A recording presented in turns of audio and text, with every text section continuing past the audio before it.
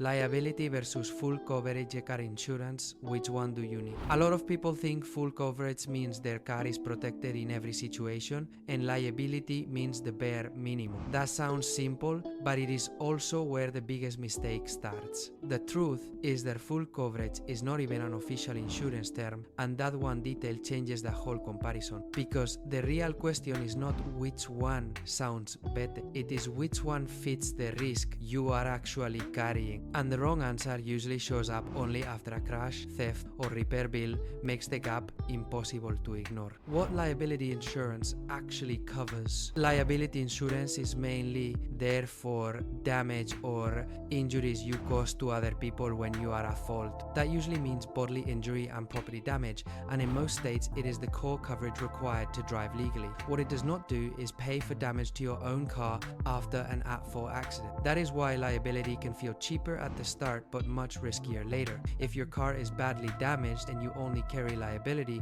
your policy generally will not step in to repair your own vehicle. So the low premium only looks smart until your car becomes the bill. What full coverage usually means? Full coverage usually refers to liability plus collision and comprehensive coverage. Collision helps with damage to your own vehicle after a crash, while comprehensive helps with non-collision problems like theft, vandalism, hail, or falling objects. But it still does not mean everything. It is simply a broader mix of protection. And that matters because many drivers hear the phrase and assume there is one magic policy that covers every possible loss. There is not. Full coverage is really a shortcut people use for a package that is broader than liability only, when full coverage usually makes more sense. If your car is financed or leased, this gets much easier. Lenders typically require collision and comprehensive because they want the vehicle protected if it is damaged or total. In that situation, the choice is often not really a choice at all. Full coverage also makes more sense when your car still has meaningful value, or when a sudden repair or replacement bill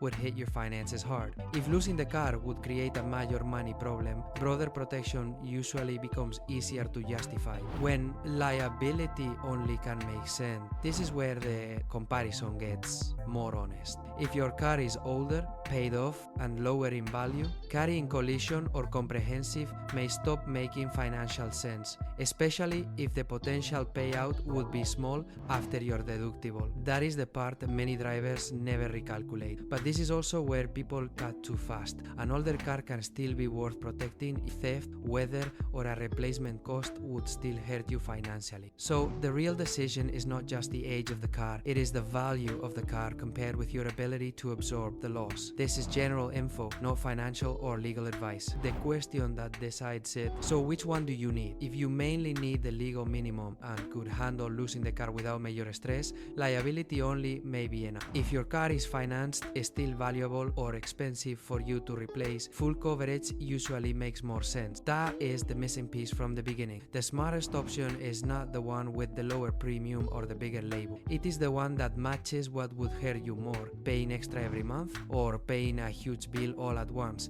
And that is usually where the right answer becomes obvious. If you enjoyed the video, hit like, and I'll leave a video on screen that may be of interest to you. You can click it to watch. See you next time.